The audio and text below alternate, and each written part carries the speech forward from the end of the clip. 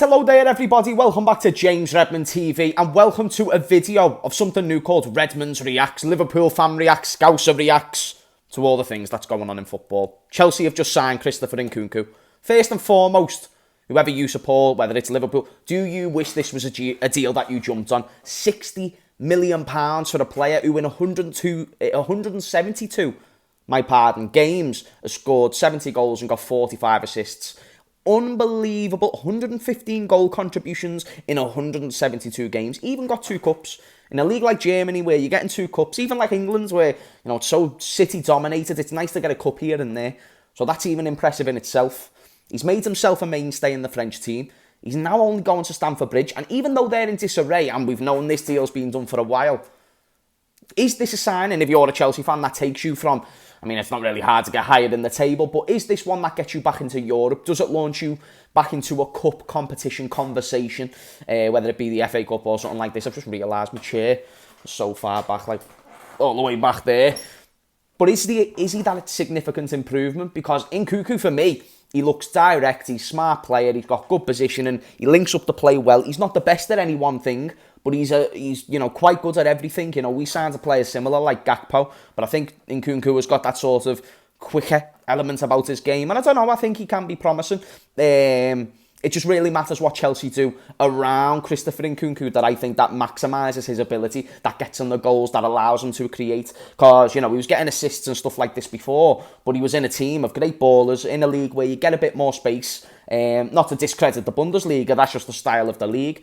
In the Premier League, you're going to come up against teams who are going to shut up shop, put 8 men behind the ball, and will he get the freedom to do what he does? And does he then have the trickery to execute or maximise his abilities the way he does in the Bundesliga? That's the only question that I raise.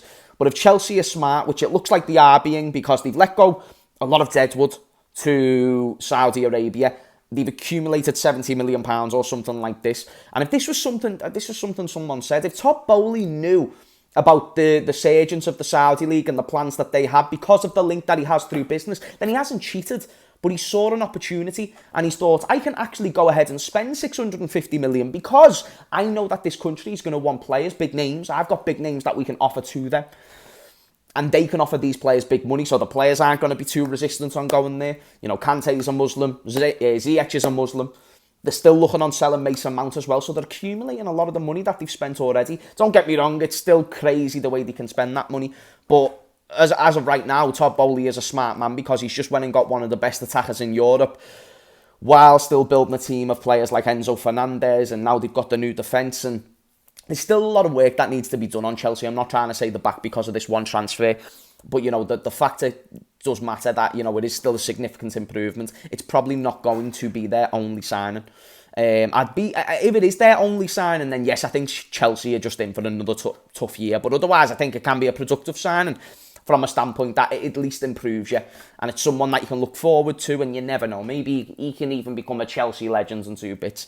But 60 million for one of the top prospects in Europe, about 24, 25, on the surface, it's quite a good deal. But one thing that makes a good deal into a fantastic deal, that literally there's a fine line between being a good signing and a flop, and then you can only go one way or the other from there, but there's a very, very thin line.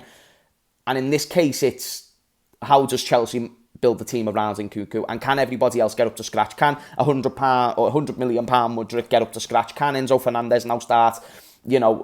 I think he's another victim of a team that's just been poor. I think Enzo Fernandez is a good player, and I think he can do well for Chelsea.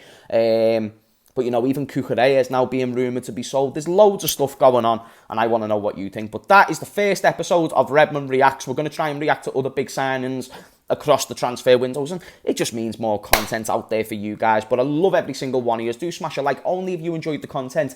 If you didn't enjoy, smash a dislike and let me know in the comments down below why you didn't like the video. Feedback's always productive. Guys, much love to your mothers, and I'll see you all in a bit. Peace.